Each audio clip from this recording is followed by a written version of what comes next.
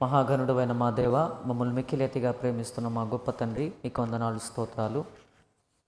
ఈ సంవత్సర కాలం అంతా కూడా మమ్మల్ని కనికరించి కాపాడి మీ కృపలో మమ్మల్ని అందరినీ కూడా భద్రపరిచి ఆయన మరలా ఈ సంవత్సరం యొక్క చివరి దినాల్లోనికి మమ్మల్ని సురక్షితంగా తీసుకుని వచ్చినందుకు వందనాలు, స్తోత్రాలు. మా పట్ల మీరు చూపిస్తున్న మీ అపారమైన ప్రేమ, కృప, కనికరములను బట్టి వందనాలు, స్తోత్రాలు. నా తండ్రి, మమ్మల్ని మీరు ఏర్పాటు చేసుకొని లోకంలో నుంచి మమ్మల్ని మీరు పిలుచుకొని ప్రత్యేకపరుచుకొని మీ ఉన్నతమైన పిలుపు చేత మమ్మల్ని అందరినీ కూడా నా తండ్రి స్థిరపరుచుకొని నాయన ఇదిగో తండ్రి, మా గమ్యము, మా గురి ఎక్కడో ఆ గమ్యము గురివైపుకు పరిగెత్తడానికి మా ఆత్మీయ జీవితంలో, మా విశ్వాస జీవితంలో మా పరుగును మేము కడముట్టించడానికి నా తండ్రి మా పట్ల మీరు చూపిస్తున్న కృపను బట్టి వందనాలు, స్తోత్రాలు. నిజంగా మేము ఏ పాటి వారము, మా జీవితాలు ఏ పాటిది నా తండ్రి. ఇదిగో ప్రభా, అయినా మీ బలము చేత, మీ శక్తి చేత మమ్మల్ని మీరు నిలబెట్టుకుంటూ నా తండ్రి ఎన్నిక లేని మమ్మలను, అయోగ్యులుగా ఉన్న మమ్మల్ని మీ కృపకు పాత్రులుగా చేసి మమ్మల్ని మీరు స్థిరపరుచుకుంటున్నందుకు, నిలబెట్టుకుంటున్నందుకు వందనాలు, స్తోత్రాలు. మా ఈ ప్రయాణంలో, మా ఈ జీవితంలో, మా ఈ విశ్వాసపు పరుగులో నా తండ్రి నాయన చివరి స్థానానికి, మా గమ్యాన్ని చేరుకునేంత వరకు అలసిపోక పరిగెత్తగలిగే సామర్థ్యము, శక్తి, బలమును మా అందరికీ అనుగ్రహించండి. ఈ ఉదయకాల సమయం మీ లేఖనాలు తండ్రి మేము ధ్యానిస్తూ ఉండగా ఈ వాక్యం ద్వారా మా అందరితో మాట్లాడమని మిమ్మల్ని బ్రతిమలాడుకుంటున్నాం తండ్రి. మా జ్ఞానం కాదు నాయన, ఇదిగో తండ్రి, మా ఆలోచనలు కాదు, మా తలంపులు కాదు, అవన్నీ కూడా వట్టి నిష్ప్రయోజనమైనవి, వ్యర్థమైనవి తండ్రి. కానీ మీరు మాట్లాడితేనే మేము జీవిస్తాం, మీరు మాట్లాడితేనే ప్రజలు జీవిస్తారు, మీరు మాట్లాడితేనే మాకు క్షేమము. మా మాటలు నా తండ్రి మాకు నాశనకరమే తండ్రి. మీ ఆలోచన, మీ మాటలు అనుగ్రహించండి. నిలబడిన మీ దాసుని కృపతో జ్ఞాపకం చేసుకోండి. బలహీనుడు, నిష్ప్రయోజకుడే నా తండ్రి మీ ఆత్మ చేత నింపి, మీ బలము చేత, మీ శక్తి చేత నిలబెట్టి మీరే మీ సాధనముగా వాడుకోమని నాయనా మీ బిడ్డలందరినీ కూడా, వింటున్న మీ బిడ్డలందరినీ కూడా దీవించండి. విత్తబడుతున్న ఈ వాక్యం మీ బిడ్డల హృదయాల్లో నాటబడి నూరంతలుగా ఫలించులాగున సహాయము దయచేయమని వేడుకుంటూ క్రీస్తు యేసు వారి పేరిట ఈ ప్రార్థన అడిగి వేడుకుంటున్నాను తండ్రి, ఆమెన్. ప్రభువునందు ప్రియమైన సహోదరి సహోదరులకు మన ప్రభువును, మన రక్షకుడైన యేసుక్రీస్తు ప్రభు వారి శ్రేష్టమైన నామంలో మీ అందరికీ కూడా నా వందనాలు. దేవుడు మరలా తన కృపలో మనల్ని కూడా జ్ఞాపకం చేసుకొని ఈ సంవత్సర కాలం అంతా కూడా తన చిత్తానుసారంగా మన ఆయుష్కాలాన్ని పొడిగించి మరలా మన జీవితంలో మరి యొక్క ఆరాధనా దినం చూడడానికి దేవుడు చూపిన ఈ శ్రేష్టమైన కృపను బట్టి దేవాది దేవునికి, మన ప్రభువును రక్షకుడైన యేసుక్రీస్తు వారి శ్రేష్టమైన నామంలో కృతజ్ఞతాస్తుతులు చెల్లించుకుంటున్నాను. ప్రియులారా, యేసుక్రీస్తు ప్రభు వారి గురించిన సంగతులు నిజంగా ఆయన గురించి మనం మన జీవితకాలం అంతా కూడా ధ్యానించుకున్న తరగని అనేకమైన సంగతులు ఆయన గురించి మనం చూడవచ్చు. వాస్తవానికి చెప్పాలంటే ఆయన ఎవరికి అర్థం కాలే, ఇంకా చెప్పాలనంటే ఆయన ఎవరికి అర్థం కాడు కూడా. పరలోకానికి వెళ్ళేంత వరకు ఆయన ఎవరికి అర్థం కాడు. పరలోకానికి వెళ్ళిన తర్వాత కూడా ఆయన పూర్తిగా అర్థం కాడు. ఎందుకనంటే కొన్ని మర్మాలు, కొన్ని దైవికమైన మర్మాలు అవి ఎప్పటికీ కూడా కొన్ని సీక్రెట్స్గానే ఉంటాయి. వాటిని మనిషి ఎప్పుడు కూడా పూర్తిగా గ్రహించలేడు. గ్రహించడం సాధ్యం కాదు మనిషికి. కొంతమంది ఎలాగా అంటే ఆనాడు యూదులు కూడా, వాళ్ళకు కూడా అర్థం కాలే. అతన్ని చూసి చాలాసార్లు వాళ్ళకి ఎలా అయిపోయారంటే వాళ్ళు ఒక రకంగా ఒక పిచ్చిలాగా వచ్చేసింది వాళ్ళకి. ఈయనేంట్రా, ఏం అర్థం కావట్లేదు, అసలు ఈయన పుట్టింది ఎక్కడా, ఈయన కుటుంబ నేపథ్యం ఏంటి, వీళ్ళ తల్లిదండ్రుల వృత్తి ఏంటి, సమాజంలో వీళ్ళ స్థాయి ఏంటి, ఈయన మాట్లాడుతున్న మాటలేంటి, ఈయన చేస్తున్న బోధలేంటి అని వాళ్ళు జీర్ణించుకోలేకపోయారు. కాబట్టే చాలాసార్లు శిలువ మరణం దాకా రాకముందే అతన్ని చంపడానికి చాలాసార్లు ప్రయత్నాలు చేశారు. ఒకసారి కొండపేటు మీదకి తీసుకుని వెళ్ళిపోయారు, అక్కడి నుంచి కిందకు దోసేద్దామని చెప్పేసి. అక్కడి నుంచి కిందకు దోసేస్తే అక్కడి నుంచి కొండ మీద రాళ్ల మీద బండ మీద పడతాడు, తలకాయ పగిలి చచ్చిపోతాడు. ఒకసారి రాళ్ళు పట్టుకున్నారు చంపేద్దామని చెప్పేసి. ఇలాగ చాలాసార్లు అతన్ని చంపడానికి ప్రయత్నాలు జరుగుతూనే ఉన్నాయి. ఆయన శిలువ మరణం ఎక్కేంత వరకు అతన్ని చంపడానికి తెగ ప్రయత్నాలు, తెగ ఆలోచనలు చేస్తూనే ఉన్నారు. ఎందుకనంటే అర్థం కావట్లేదు. పోనీ ఏమైనా పెద్ద రాజుల కుటుంబంలో పుట్టాడా అంటే అది లేదు. పోనీ ఏదైనా ఒక పెద్ద ధర్మశాస్త్ర పండితుల కుటుంబంలోనే పుట్టాడా అంటే అది లేదు. పోనీ ఏమైనా ఒక మంచి మేధావిగా పుట్టాడా అని అంటే అది లేదు. కానీ ఆయన నేపథ్యానికి, ఆయన చెబుతున్న మాటలకి, ఆయన బోధలకి అసలు ఎక్కడ కుదరట్లే. అందుకోసం వాళ్ళకి అర్థం కావట్లే. ఒకసారి ఆయన్ని చూసి వాళ్ళు ఏమనుకున్నారో ఒకసారి చూడండి. మత్తయి సువార్త 13వ అధ్యాయము, మత్తయి సువార్త 13వ అధ్యాయము 53 నుంచి మనం చదువుదాం. యేసు ఈ ఉపమానములు చెప్పి చాలించిన తరువాత ఆయన అక్కడ నుండి వెళ్ళి స్వదేశమునకు వచ్చి సమాజ మందిరములలో వారికి బోధించుచుండెను. అందువలన వారు ఆశ్చర్యపడి ఈ జ్ఞానమును, ఈ అద్భుతములను ఇతనికి ఎక్కడి నుండి వచ్చినవి, ఇతడు వడ్లవాని కుమారుడు కాడా, ఇతని తల్లి పేరు మరియ కాదా, యాకోబు, యోసేపు, సీమోను, యూదా వారు ఇతని సోదరులు కారా, ఇతని సోదరీమణులందరూ మనతోనే ఉన్నవారు కారా, ఇతనికి ఈ కార్యములన్నీ ఎక్కడి నుండి వచ్చినని చెప్పుకొని ఆయన విషయమై అభ్యంతరపడిరి. వివాదాస్పదమైన గుర్తు ఆయన యూదులకు వివాదాస్పదమైన గుర్తే, ఈ లోకానికి కూడా వివాదాస్పదమైన గుర్తే ఆయన. The mark of controversial figure.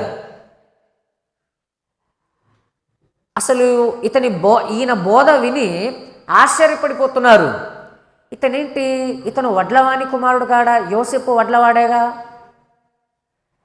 ఇతని తల్లి మరియ కాదా, మరియేగా, ఎంతమంది సహోదరులు ఉన్నారు ఇతనికి?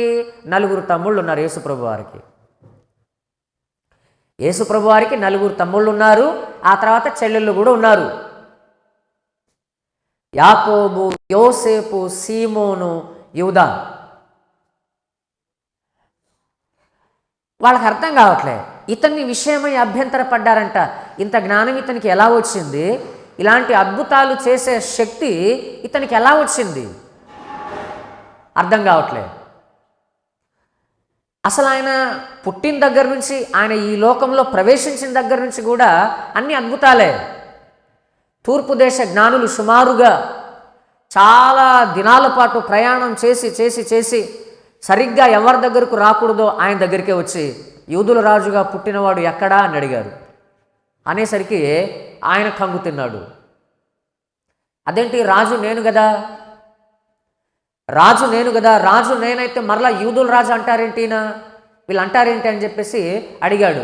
తమరు ఎక్కడి నుంచి వచ్చారు అని అంటే, మేము చాలా దూరదేశం నుంచి వచ్చాము. ఆహా, ఎలా వచ్చారు మీరు అని అంటే, ఆయన నక్షత్రాన్ని చూసి వచ్చామన్నారు. ఓహో, ఆయనకు కూడా ఒక నక్షత్రం ఉందా, సరే అని చెప్పేసి ఒక కుటిల పన్నాగం వేశాడు హేరోదు.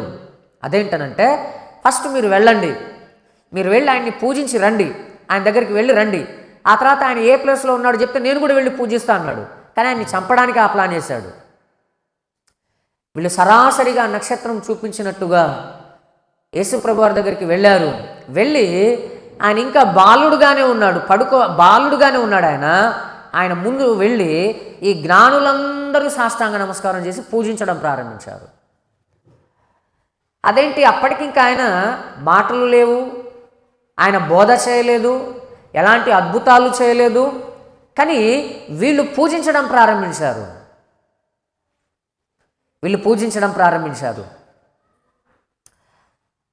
యేసుక్రీస్తు ప్రభువారి జీవితం అంతా కూడా ఆనాటి యూదా సమాజానికి కూడా అంత గందరగోళమే, ఆయన బోధ గందరగోళమే, అంటే అంత ఆశ్చర్యమే. ఏంటి ఆయన అద్భుతాలు, జనాలందరూ కూడా ఆయన్ని వెంబడించడం, అదంతా చూసి తట్టుకోలేకపోయారు ఆనాటి సమాజం, ఆనాటి యూదులు. అసలు యేసుక్రీస్తు ప్రభువారి గురించి చూడండి, మనందరికీ తెలిసిన మాటే. ఒకసారి ఈ మాటను కూడా మనం ఒకసారి చదువుదాం.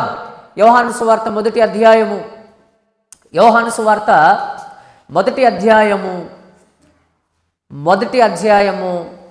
1, 2, 3 వచనాలు చదువుదాం. 1, 2, 3 వచనాలు, 5 వరకు చదివేద్దాం.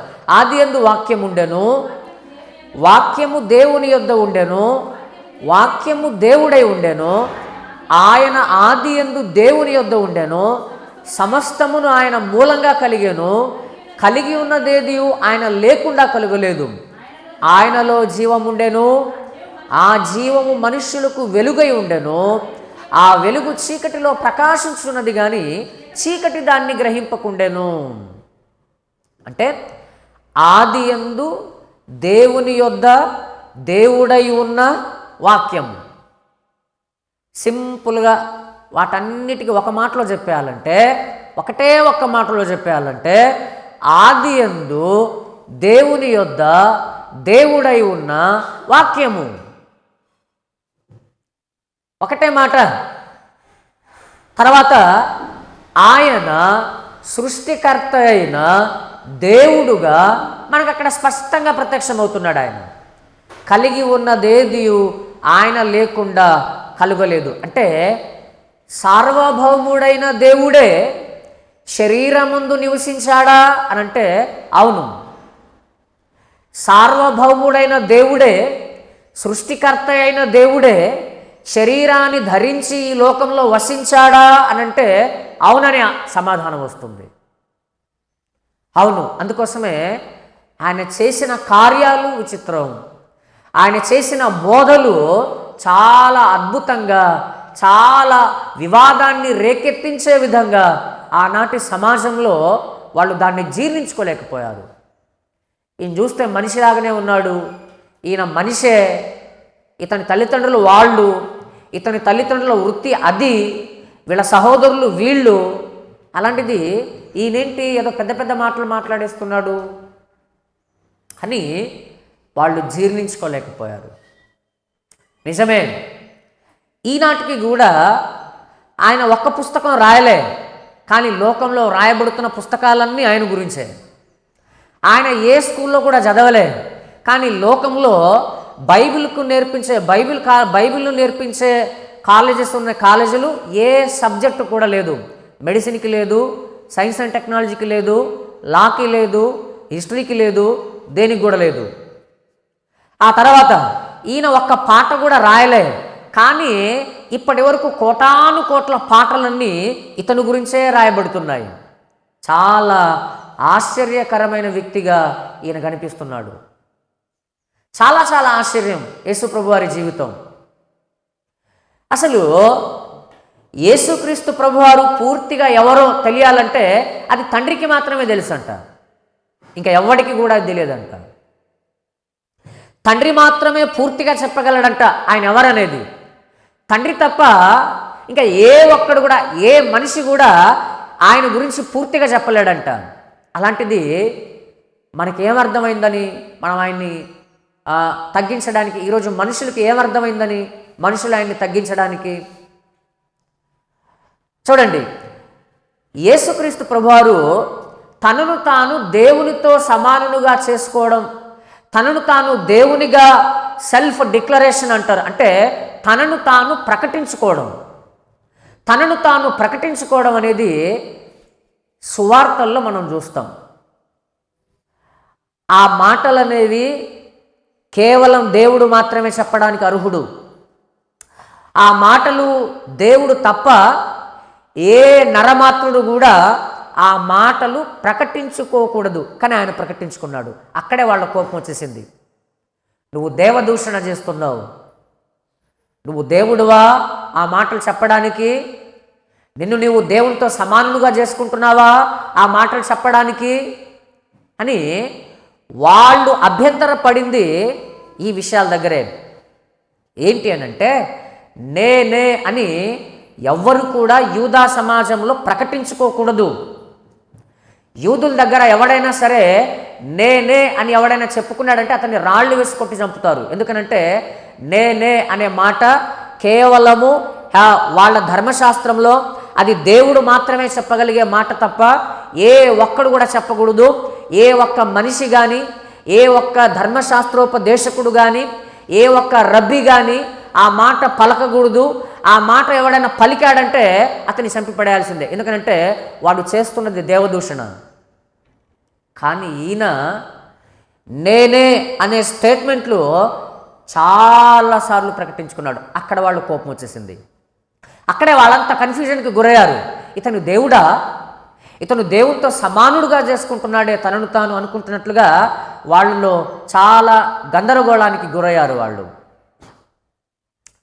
అందుకోసమే ఈ నేను అనే మాటను ఎవడైనా సరే పొద్దాక నేనే నేనే నేనే అని మాట్లాడుతున్నాడు అనుకోండి, మానసిక శాస్త్రం అంటే సైకాలజీలో ఒక టర్మినాలజీ ఉంటుంది, అంటే ఒక పదం ఉంటుంది. అదేంటనంటే దాని పేరు కూడా ఎలా పెట్టారంటే బైబిల్లో ఉండే విధంగానే దానికి ఒక పదాన్ని, ఆ టర్మినాలజీని పెట్టారు. అదేంటనంటే జెహోవా కాంప్లెక్స్ అంటారు దాన్ని. జెహోవా కాంప్లెక్స్ అంటే అర్థం ఏంటంటే ఎవడైనా సరే నేను నేనే నేనే నేనే అంటున్నాడంటే ఇదేంట్రా తనను తాను ఏదో చాలా పెద్ద గొప్పవాడిగా ఊహించుకుంటున్నాడు ఈయన, అంటే ఈయనేనా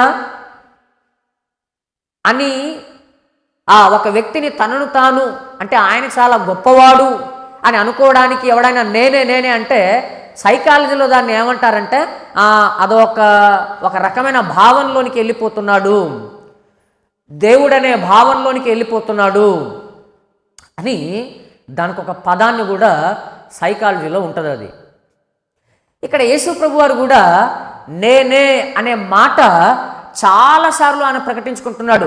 ఆయన ప్రకటించుకున్న ప్రతిసారి దాని వెనకాల చాలా అర్థాలు ఇమిడి ఉన్నాయి. ఒకసారి చూడండి, మొదటి అయాం చూడండి. యోహాను సువార్త 8వ అధ్యాయము. యోహాను సువార్త 8వ అధ్యాయము 12వ వచనాన్ని దయచేసి మనం చదువుకుందాం. అమ్మా, మరలా యేసు నేను లోకమునకు వెలుగును, నన్ను వెంబడించువాడు చీకటిలో నడువక జీవపు వెలుగు కలిగి. ఇక్కడ ఏమని చెప్పుకున్నాడు? నేను లోకమునకు వెలుగును. I am the light of the world.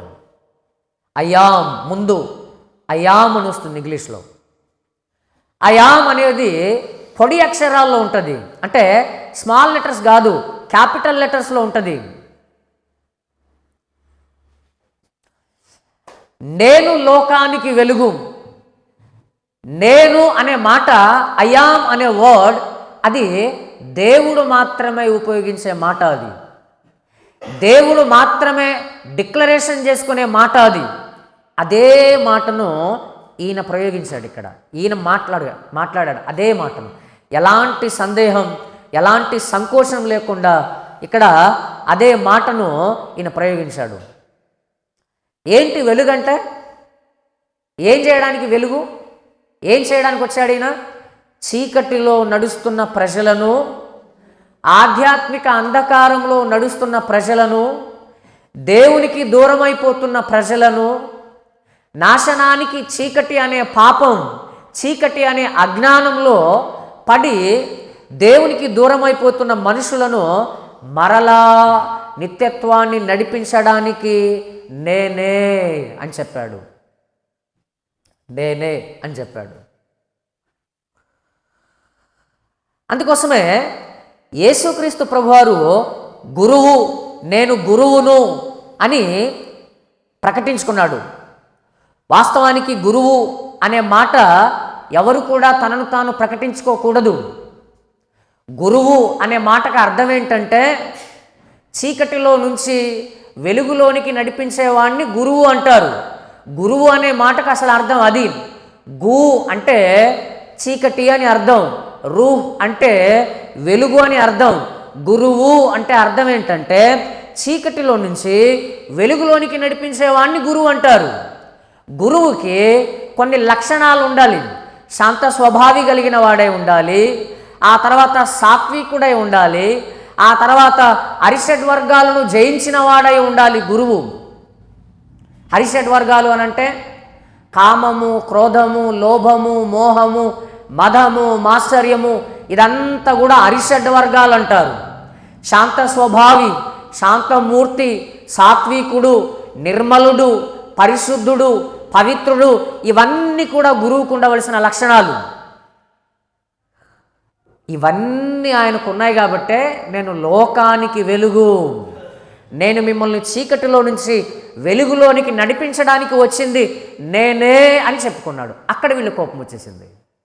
అది దేవుడు చెప్పాల్సిన మాటగా ఈయనెవడు చెప్పడానికి? ఇతను ఎవరు చెప్పడానికి? దేవుడు కదా ఆ మాటను చెప్పాల్సింది.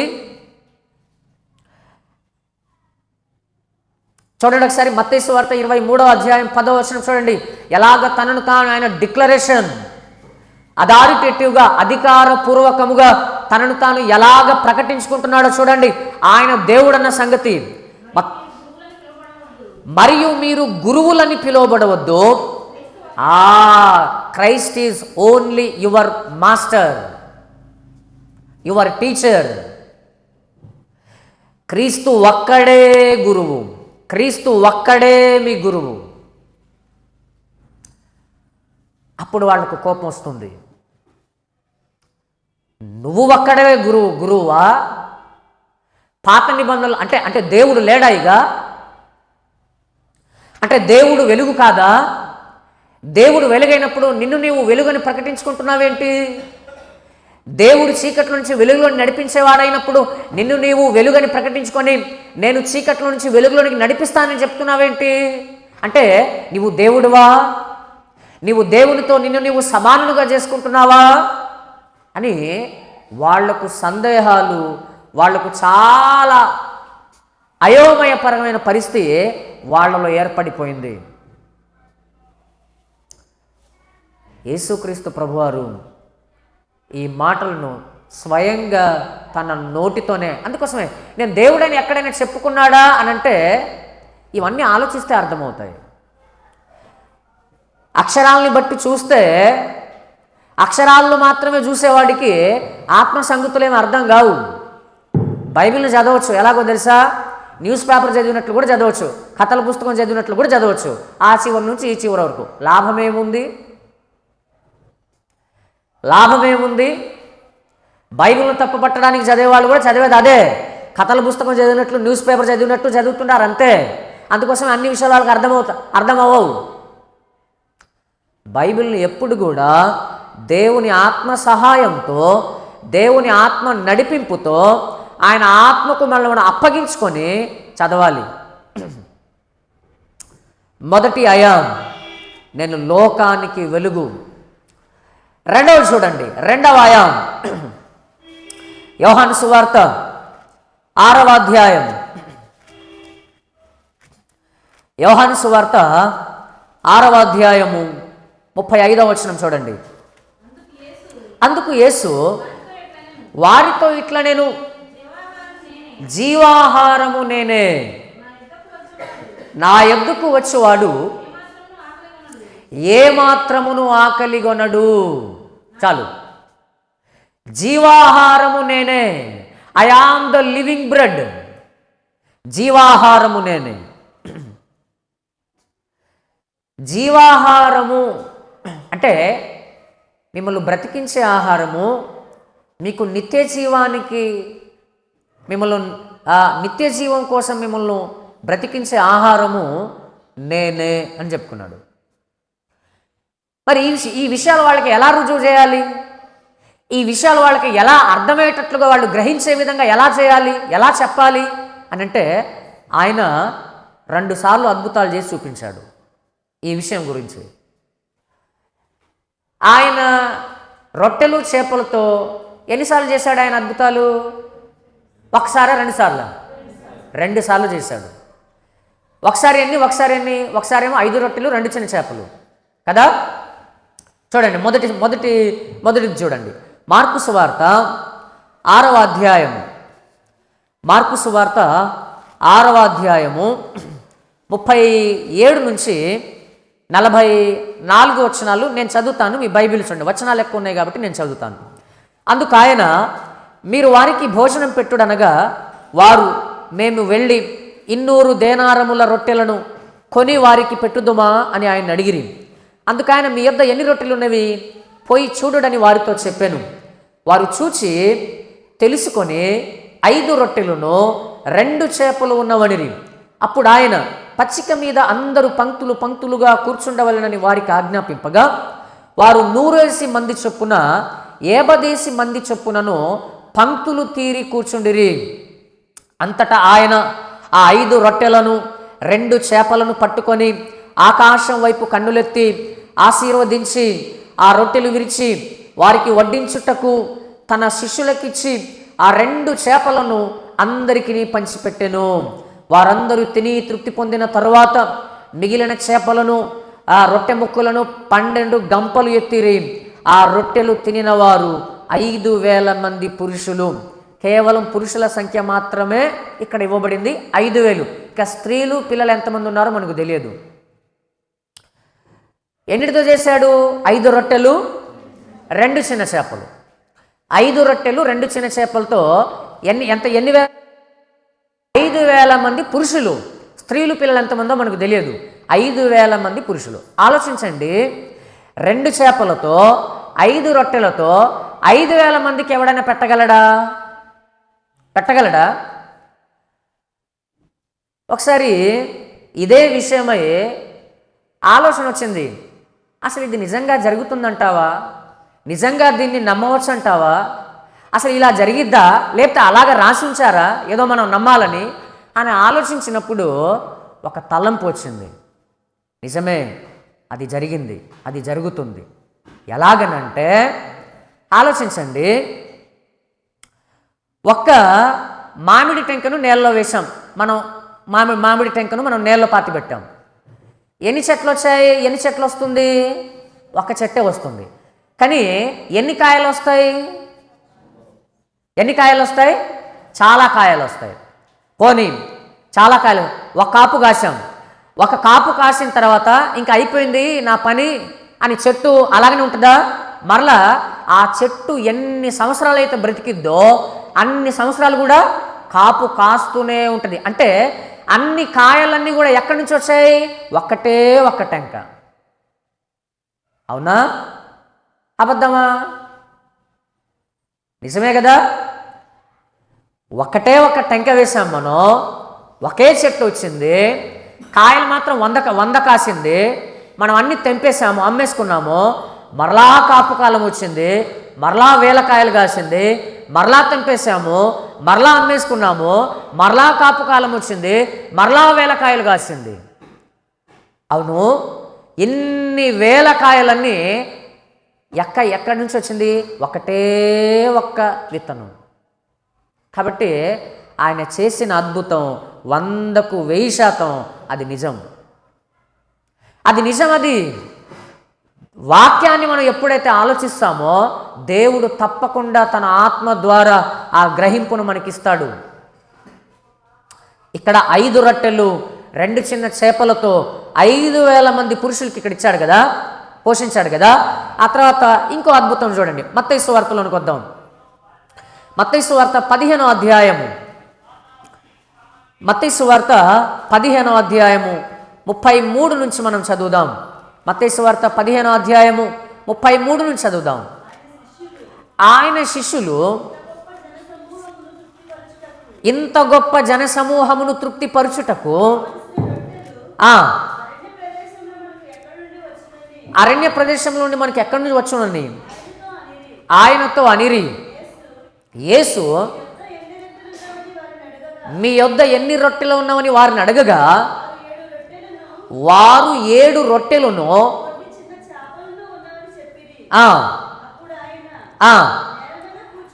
నేల మీద కూర్చుంటాడని జనసమూహమునకు ఆజ్ఞాపించి ఆ 7 రొట్టెలను ఆ చేపలను పట్టుకొని కృతజ్ఞతాస్తుతులు చెల్లించి వాటిని విరిచి తన శిష్యులకిచ్చెను. శిష్యులు జనసమూహమునకు వడ్డించిరి. వారందరూ తిని తృప్తి పొందిన మీదట మిగిలిన ముక్కలు 7 గంపలు నిండా ఎత్తిరి. స్త్రీలును పిల్లులను గాక తినిన వారు 4,000 మంది పురుషులు. ఇందాక ఎన్ని వేల మంది పురుషులు? ఇందాక 5,000 మంది. ఇక్కడ ఎన్ని వేల మంది? 4,000 మంది కదా. ఇందాక ఎన్ని చేపలు? 5 కదా. 5 రొట్టెలు 2 చిన్న చేపలు. ఇక్కడ ఎన్ని? 7 రొట్టెలు కొన్ని చిన్న చేపలు కదా. 2 సందర్భాల్లో ఆయన ఈ అద్భుతాలు చేశాడు. ఎందుకు పొద్దాక పురుషుల సంఖ్య మాత్రమే ప్రస్తావించబడుతుంది? పురుషుల సంఖ్య మాత్రమే ఎందుకు ప్రస్తావించబడుతుంది అనంటే, యూదా సాంప్రదాయం ప్రకారం ఏంటి అనంటే వాళ్ళు పురుషులనే కౌంట్ చేసుకుంటారు. ఎక్కువగా వాళ్ళు పురుషులనే కౌంట్ చేసుకుంటారు. అందుకోసమే వాళ్ళ వంశావళి గ్రంథాలని మనం చూసిన ఒక్క మత్తయి సువార్తలో తప్ప మీరు మొదటి దినవృత్తాంతాల గ్రంథం కానీ ఆదికాండం కానీ వాళ్ళ వంశావళి గ్రంథాలని చూసిన పురుషుల పేర్లే ఉంటాయి. ఎజ్రాలో కానీ నెహెమియాలో కానీ వాళ్ళు పురుషులనే లెక్కించుకుంటారు. కుటుంబానికి పెద్దలుగా, ఆ కుటుంబానికి తలలుగా వాళ్ళనే కౌంట్ చేసుకుంటారు వాళ్ళు. ఇక్కడ ఆయన ఏం చూపిస్తున్నాడు తెలుసా? మిమ్మల్ని బ్రతికించడానికి మీరు నా దగ్గరికే రావాలి. మీరు బ్రతకాలని అనుకుంటున్నారా? మీకు జీవాహారం కావాలా? ఎల్లప్పుడూ జీవించే ఆహారం మీరు తినాలని అనుకుంటున్నారా? అయితే నేను మాత్రమే పెట్టడానికి సమర్థుడను, నా దగ్గరికే మీరు రావాలి అని వాళ్ళు గ్రహించడానికి ఈ అద్భుతాలు చేశాడు ఆయన. అందుకోసమే ఏంట్రా ఇది? 5 రొట్టెలే 2 చిన్న చేపలే 5,000 మంది అసలు పురుషులు ఎలా తినగలిగాం మనం? పైగా 12 గంపలు ఎత్తాము అంటే జీవాహారం మిమ్మల్ని బ్రతికించడానికి, మీరు నిత్యము జీవించడానికి, మీరు నిత్యము బ్రతకాలంటే బ్రతికించేవాడును నేనే. మీరు రావాల్సింది కూడా బ్రతకాలంటే నా దగ్గరకు మాత్రమే అని అక్కడ ఆ అద్భుతాల ద్వారా ఆయన బయలుపరిచిన సంగతి. తనను తాను దేవుడని బయలుపరుచుకుంటున్నాడు ఆయన. నేను దేవుణ్ణి అని చెప్పేసి ఆ మెడలో ట్యాగ్ వేసుకోవాల్సిన అవసరం లేదు. ఒక దేశానికి ప్రధానిగా అయిన తర్వాత ఆయన వెళ్ళిన చోటల్లో కూడా నేను ప్రధానిని అని చెప్పేసి అన్ని చోట్ల బోర్డు పట్టుకొని తిరుగుతున్నారనుకోండి, అప్పుడు ఏమనుకుంటారంటే నవ్వుతారు. అదేంటి, ఈయన ప్రధాని కదా, పొద్దాక మరలా నేను ప్రధాని నేనే ప్రధాని అని అంటే అది వింటానికి కూడా బాగోదు. ఆ క్రియలను బట్టే మనం గ్రహించాలి. ఆ తర్వాత చూడండి, మూడవ నేనే అనే సంగతి యోహాను సువార్త 10వ అధ్యాయము 9వ వచనం చూడండి. అమ్మా, నేనే ద్వారమును, నా ద్వారా ఎవడైనను లోపల ప్రవేశించిన ఎడల వాడు రక్షింపబడిన వాడై లోపలికి పోవచ్చు, బయటికి వచ్చుచు మేత మేయుచుండును. I am the door alone. నేనే ద్వారమును. దేనికి ద్వారము అంటే రక్షణకు ద్వారము, పరలోకానికి ద్వారాన్ని నేనే. మీరు రక్షణ పొందాలనుకుంటున్నారా? పరలోకానికి రావాలని అనుకుంటున్నారా? అయితే మీరు వెళ్ళవలసిన మార్గం, ఆ ద్వారం ఏంటంటే నా ద్వారానే ఎవడైనా రావాలి. ద్వారం నేనే. వాస్తవానికి ద్వారము నేనే అనే మాట ఎవరికి వర్తించాలి? దేవునికి కదా. ఎందుకంటే నేనే రక్షించువాడని అంటే అది దేవుడు మాత్రమే చెప్పగలిగిన మాట కదా. అది సేమ్ అదే మాట ఈయన చెప్పుకున్నాడు. రక్షణ పొందాలా, రక్షించబడాలా, పరలోకానికి వెళ్ళాలనుకుంటున్నారా? అయితే ద్వారాన్ని నేనే, ఇంకేం లేదు అని చెప్పేశాడు. ఇవన్నీ కూడా వాళ్ళకి ఎలా అయిపోతున్నాయంటే పుండు మీద కారం చల్లినట్టుగా అయిపోతున్నాయి. చాలా ఇదిగా చాలా ఫ్రస్ట్రేషన్కు గురైపోతున్నారు వాళ్ళు. ఈయనెవడరా, ఈయనంటరా ఇలాగ చెప్తున్నాడు, నేనే పొద్దాక నేనే అంటున్నాడు. అది దేవుడు మాత్రమేగా ఉపయోగించాల్సింది. అది పొద్దాక నేనంటాడు, నేనే అంటాడేంటి ఈయన పొద్దాక? ఎందుకనంటే ఈ నేనే అనే మాట ఉందే, అది తనను తాను అది దేనితో సమానంగా ఆయన చేసుకుంటున్నాడో తర్వాత ఇంకా చూద్దురు కానీ. కాబట్టి ద్వారము అంటే రక్షణ పొందడానికి, రక్షింపబడడానికి సాధనము, మార్గము నేనే అని చెప్పుకున్నాడు. ఇంకా ఫోర్త్ నేనే చూడండి. Fourth I am. యోహాను సువార్త 10వ అధ్యాయము 11వ వచనము. నేను గొర్రెలకు మంచి కాపరిని. మంచి కాపరి గొర్రెల కొరకు తన ప్రాణాన్ని పెట్టేస్తాడు. I am the good shepherd. నేనే గొర్రెలకు మంచి కాపరిని. కాపరి ఏం చేస్తాడు? To protect the sheep and save. అంటే గొర్రెలను సంరక్షిస్తాడు, గొర్రెలను రక్షిస్తాడు, గొర్రెలను పోషిస్తాడు. సంరక్షణ, పోషణ, రక్షణ. శత్రువుల బారి నుంచి, అజ్ఞానం బారి నుంచి, మరణం బారి నుంచి, రోగాల బారి నుంచి గొర్రెలను ఆయన రక్షిస్తాడు, ఆయన సంరక్షిస్తాడు. అది దేవుడు మాత్రమే ఉండవలసిన క్యారెక్టర్ అది. ఎందుకంటే రక్షించేది ఆయనే, స్వస్థపరిచేది ఆయనే, పోషించేది ఆయనే, సంరక్షించేది ఆయనే. అదే మాట ఈయన చెప్పుకుంటున్నాడు, నేనే అని చెప్పేస్తున్నాడు. నేనే మంచి కాపరి. పాత నిబంధన గ్రంథంలో యెహోవా నా కాపరి అని ఉంది, అవునా? పాత నిబంధన గ్రంథంలో యెహోవా నా కాపరి అని ఉంది. మరి కొత్త నిబంధన అంటే ఈయన నేను కాపరిని, నేను మంచి కాపరిని, I am the good shepherd అని చెప్పుకుంటున్నాడు. అంటే ఆ యెహోవా నా కాపరి అంటే ఈయన కూడా ఏంటి? అది దేవుడు చెప్పాల్సిన మాట, కానీ ఈయన చెప్తున్నాడేంటి నేనే కాపరినని? అర్థమైపోవాలి ఆయన దేవుడు అన్న సంగతి. ఆ తర్వాత ఐదవ అయాం. యోహాను సువార్త 11వ అధ్యాయం. యోహాను సువార్త 11వ అధ్యాయం 25, 26 వచనాలు చూడండి. అందుకు యేసు, పునరుద్ధానమును జీవమును నేనే.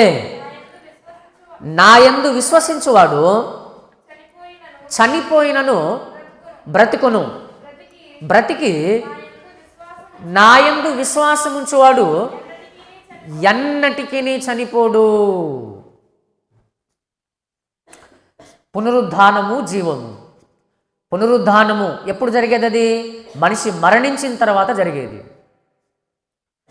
మనిషి మరణించిన తర్వాత తిరిగి లేపబడేది, తిరిగి మరలా బ్రతికేదాన్ని పునరుద్ధానము అంటారు. పునరుద్ధానము, జీవము నేనే. అంటే చనిపోయిన తర్వాత మిమ్మల్ని బ్రతికించేవాడను నేనే. మీరు నన్ను విశ్వసిస్తే మీరు చచ్చిపోయినా బ్రతుకుతారు, మీరు అసలే చావరు అని చెప్తున్నాడు. అసలు ఏంటి అధికారం కలిగిన మాటలైంది? ఈ అధికారం కలిగిన అధికారపూర్వకమైన ప్రకటనలు చూడండి. ఆయన తనను తాను ఎలాగ ఆయన డిక్లేర్ చేసుకుంటున్నాడో ఆయన దైవత్వాన్ని కదా. ఆయనను విశ్వసించిన వారందరినీ కూడా ఆయన లేపుతాడు, నేను లేపుతాను అని ఇక్కడ ఆయన చెప్పుకుంటున్నాడు. నేను లేపుతాను, నేను లేపుతాను. నేనే లేపేది. ఆ తర్వాత 6వ అయాం చూడండి. 6వ అయాం, ఇందులో 3 ఉన్నాయి. యోహాను సువార్త 14వ అధ్యాయము 6వ వచనం. యోహాను సువార్త 14వ అధ్యాయం 6వ వచనము. యేసు నేనే మార్గమును సత్యమును జీవమును, నా ద్వారానే తప్ప ఎవడును తండ్రి యొద్దకు రాడు అన్నశాడు. మీరు ఏ దేవుని ధర్మశాస్త్రం అయితే మీరు చదువుతున్నారో, ఏ మోషే ధర్మశాస్త్రాన్ని అయితే మీరు సమాజ మందిరాల్లో బోధిస్తున్నారో, ఏ ప్రవక్తల గ్రంథాలైతే మీరు చదువుతున్నారో, ఆ తర్వాత ఎవరి కోసమైతే మీరు వేచి చూస్తున్నారో, ఎక్కడికి వెళ్ళాలని మీరు ఆశపడుతున్నారో అక్కడికి వెళ్ళాలనుకుంటున్నారా? అయితే నేనే అనేశాడు. నేనే అనేశాడు. అంటే దేవుడు ఒక్కడే మన రక్షణకు మూలం, సోర్స్ అన్నమాట. 7వ అయాం, 7వ చూడండి. యోహాను సువార్త 15వ అధ్యాయము 5వ వచనం.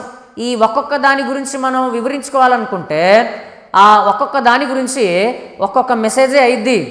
7 గంటలు శుభ్రంగా హాయిగా మాట్లాడుకోవచ్చు ఒక్కొక్క దాని గురించి మనం ధ్యానిస్తే. యోహాను సువార్త 15వ అధ్యాయం 5వ వచనం చూడండి. ద్రాక్షావల్లి నేను, తీగలు మీరు. ఎవడు నా యందు నిలిచి ఉండునో, నేను ఎవని యందు నిలిచి ఉండునో వాడు బహుగా ఫలించును. I am the vine. ద్రాక్షవల్లి నేను, మనం ఎవరమంట? మీరు తీగలు అని చెప్పాడు. ఇప్పుడు తీగలను ద్రాక్ష చెట్టు భరిస్తుందా, లేకపోతే ద్రాక్ష చెట్టును తీగలు భరిస్తాయా? అర్థమైందా? చెట్టు తీగలను భరించాలా, లేకపోతే తీగలు చెట్టును భరిస్తాయా? చెట్టే తీగలను భరించాలి కదా. ఇక్కడ ఏం చెప్పుకున్నాడు? నేను ద్రాక్షావల్లిని, అంటే ద్రాక్ష చెట్టుని, మీరేమో తీగలు అని చెప్పాడు. అంటే తీగ ఎప్పటికీ కూడా ఎవరి మీద ఆధారపడాలి? చెట్టు మీదే ఆధారపడాలి. అవునా? చెట్టు మీద ఆధారపడకుండా ఈ చెట్టుతో నాకేం పని, పద్దాక ఈ చెట్టు మీద ఆధారపడాలా అని తీగ సపరేట్ అయిపోయింది అనుకోండి, తీగ బ్రతకగలదా? బ్రతకదు, చచ్చిపోతుంది. అంటే ఇక్కడ ఏం చెప్తున్నాడు తెలుసా? He is our source of life. మన జీవానికి మూలం ఆయనే, మన బ్రతుకుకు మూలం ఆయనే. మనం జీవించాలంటే ఆయన మీదే ఆధారపడాలి, లేకపోతే జీవించలేము. అందుకోసం ఆయన అంటాడు కదా, నాకు వేరుగా ఉండి మీరేమీ చేయలేరు. ఎందుకంటే ఆయన ద్రాక్షవల్లి, మనమేమో తీగలం. ఈ ఉపమానంలో, అంటే ఈ ప్రకటనలో ఆయన ఏమని చెప్పుకుంటున్నాడు? మీరు బ్రతకాలంటే నా మీదే ఆధారపడాలి, నాతోనే అంటుకట్టుబడి ఉండాలి. నా నుంచి మీరు వేరైపోయారా, మీరు బ్రతకరు, మీరు చచ్చిపోతారు, ఎండిపోతారు అని చెప్తున్నాడు ఆయన. ఎండిపోతారు అని చెప్తున్నాడు. ఇందాక ఈ 7 అయాంలు యోహాను సువార్తలో నేనే అని ప్రకటించుకున్న, తనను తాను ప్రకటించుకున్న ఆ 7 నేనేలు, లేకపోతే 7 అయాంలు, ఇవన్నీ కూడా స్పష్టంగా ఆయన దేవుడు అనే సాక్ష్యాన్ని మనకిస్తున్నాయి. ఆయన సార్వభౌముడైన దేవుడు, ఆయన సర్వాధికారి అయిన దేవుడు, ఆయన మహాదేవుడు అనే సంగతి ఈ 7 అయాంలలో ఆయన డిక్లేర్ చేసుకున్నాడు తనను తాను. అందుకోసమే వాళ్ళకి అర్థం కాలేదు, వాళ్ళు చాలా గందరగోళానికి గురారు. ఈనాటికి కూడా ఇశ్రాయేలీలు, ఆయన ఎక్కడైతే పుట్టాడో ఆ ఇశ్రాయేలు దేశంలో యేసుక్రీస్తు ప్రభువారి గురించి సువార్త చెప్తే ఉమ్మేస్తారు మీద. ఎందుకనంటే అసలు ఆయన నమ్మరు. ఆయన మెస్సయ్య ఏంటి, ఆయన దేవుడు ఏంటి, ఆయన ఆయన ఆయన బ్యాక్గ్రౌండ్ ఇది, వాళ్ళు నమ్మలేదు, నేటికి కూడా నమ్మలేదు. అయితే వారు నమ్మే రోజు ఒకటి ఉంది, ఆ రోజు దాకా వాళ్ళు నమ్మరు. తర్వాత ఇశ్రాయేలు జనాంగం నమ్మే దినం ఒకటి ఉంది, దేవుడు ఏర్పాటు చేశాడు అది వాళ్ళకి. అప్పటి వరకు వాళ్ళు అలాగనే ఉంటారు. ఇక ఇందాక మనం చదువుకున్నామే, వాక్య పట్టణంగా ఏం చదువుకున్నాం? యోహాను సువార్త 8వ అధ్యాయము కదా, యోహాను సువార్త 8వ అధ్యాయము 55 నుంచి ఒకసారి మరలా మనం జ్ఞాపకం చేసుకుందాం. మీరు ఆయనను ఎరుగరు, నేను ఆయనను ఎరుగుదును. ఆయనను ఎరుగనని నేను చెప్పిన ఎడల మీ వలె నేను అబద్ధీకుడనై ఉందును గాని నేను ఆయనను ఎరుగుదును, ఆయన మాట గైకొనిచున్నాను. మీ తండ్రి అయిన అబ్రహాము నా దినము చూతునని మిగుల ఆనందించెను, అది చూచి సంతోషించెను. అందుకు యూదులు, నీకింకను 10 సంవత్సరములైనా లేవే, నీవు అబ్రహామును చూచితివా అని ఆయనతో చెప్పగా, యేసు, అబ్రహాము పుట్టక మునిపే నేను ఉన్నానని నీతో నిశ్చయముగా చెప్పుచున్నానెను. బిఫోర్ ద అబ్రహాం ఐయామ్ అన్నాడు అక్కడ ఇంగ్లీష్ బైబిల్లో చూస్తే. Before the Abraham I'm.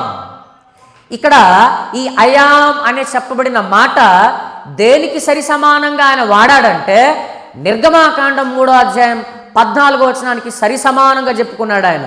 ఒకసారి చూడండి, నిర్గమాకాండము 3వ అధ్యాయం. అందుకు దేవుడు, నేను ఉన్నవాడను అనువాడనై ఉన్నానని మోషేతో చెప్పాను. దేవుడు ఏమని చెప్పుకున్నాడంట? నేను ఉన్నవాడను. అంతకుముందు మోషే గారు ఏం అడిగాడు ఒకసారి చదవండి. ఏం అడిగాడు ఆయన్ని? ఏం అడిగితే ఆయన ఎందుకు ఈ మాట చెప్పాడు? మోషే, చిత్తగించుము, వారిని చూచి మీ పితరుల దేవుడు మీ యొద్దకు నన్ను పంపెనని వారితో చెప్పగా, వారు ఆయన పేరేమి అని అడిగిన ఎడల వాళ్లతో నేను ఏమి చెప్పవలనని దేవుని అడిగాను. అందుకు దేవుడు, నేను ఉన్నవాడను అనువాడనై ఉన్నానని మోషేతో చెప్పాను.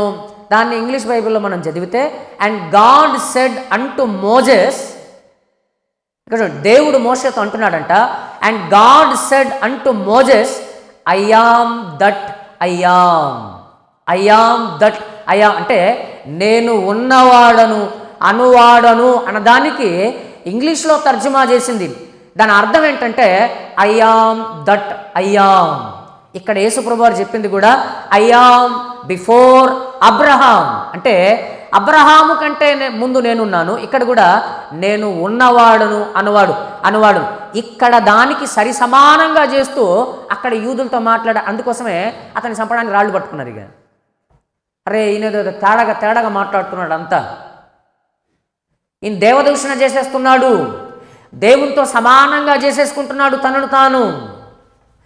దేవుడు మాత్రమే పలకవలసిన మాటలు ఈయన పలికేస్తున్నాడు, నేనేదో దేవుని అనుకుంటున్నాడు. కాబట్టి ఇతన్ని చంపేయాలి ఎలాగైనా సరే, ఇట్లాంటి వాడు ఉండకూడదు. గమనించారా? ఆయన ఎవరనుకుంటున్నాం? ఈరోజు మన క్రైస్తవ సమాజం కూడా ఆయనను ఎవరని చూపిస్తున్నారు లోకానికి? నిజంగా చాలా హేళనకు గురవుతున్నారు. మనల్ని మనమే హేళన చేసేసుకుంటున్నాం.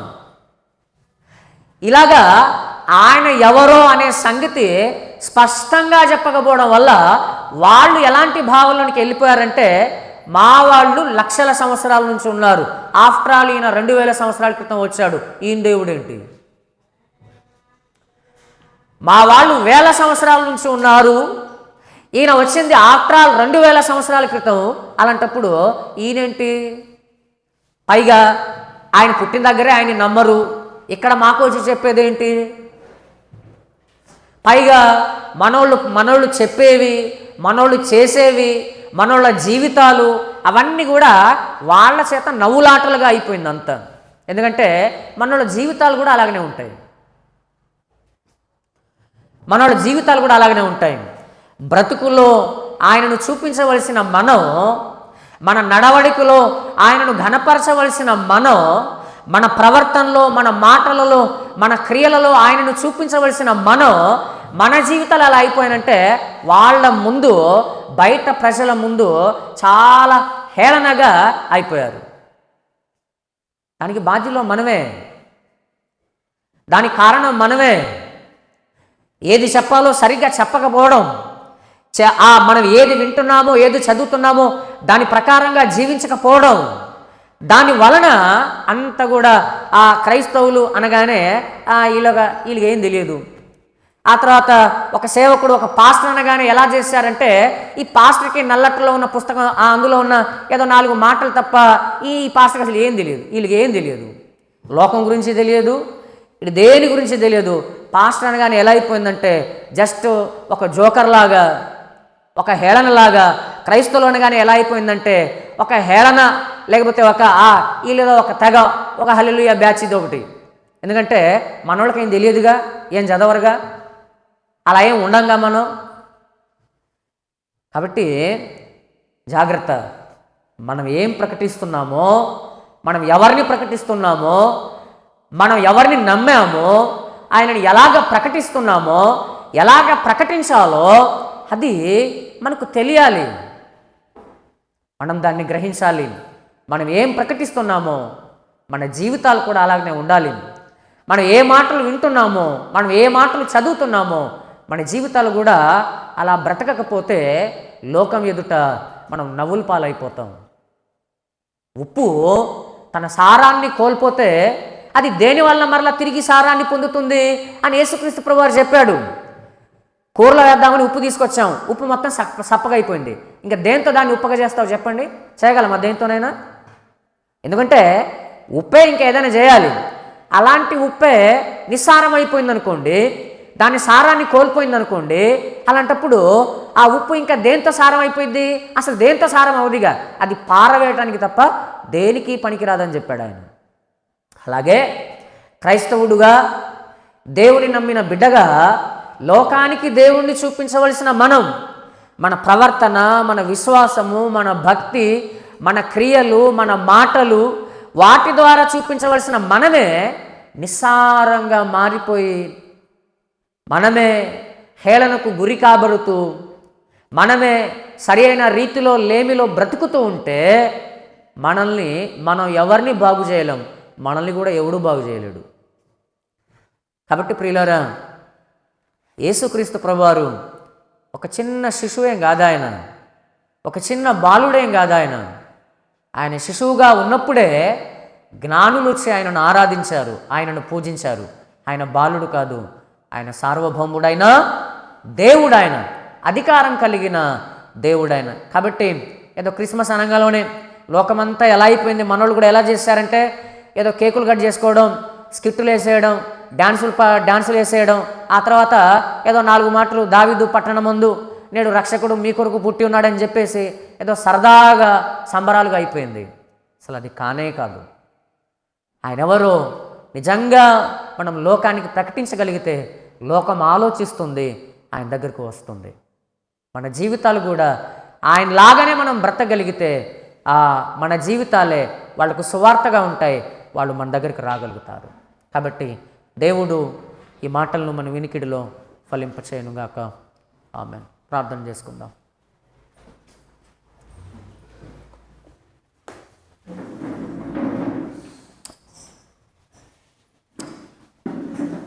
ఒక్క నిమిషం అందరం కూడా కళ్ళు మూసుకోండి. ఒకసారి మనల్ని మనం పరిశీలన చేసుకుందాం. మన హృదయాంతరంగంలోనికి ఒకసారి తొంగి చూద్దాం. మనం ఎంతవరకు సరిగ్గా ఉన్నామో, మన జీవితాలు ఎంతవరకు సరిగ్గా ఉన్నాయో ఒక్కసారి మన మనస్సులోనికి, మన హృదయాంతరంగంలోనికి తొంగి చూద్దాం.